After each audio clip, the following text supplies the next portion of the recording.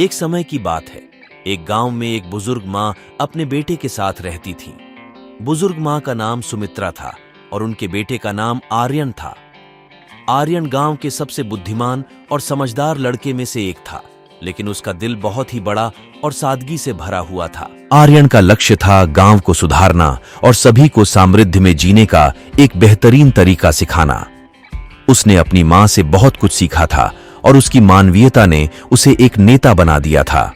एक दिन आर्यन ने अपनी माँ से कहा, माँ, हमें गांव को और बेहतर बनाने का प्रयास करना चाहिए।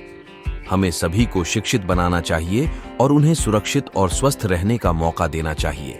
माँ सुमित्रा ने मुस्कुराते हुए कहा, बिल्कुल बेटा, तुम्हारा यह उद्देश्य बहुत नोबल है, लेकिन ध्यान रखो कि समृद्धि का मतलब सिर्फ सामंती नहीं होता, बल्कि सभी को सम्मान और भलाई का हिस्सा बनाना होता है। आर्यन ने अपनी माँ के शिक्षाओं को दिल से सुना और उसने गांव में विभिन्न परियोजनाओं की शुरुआत की।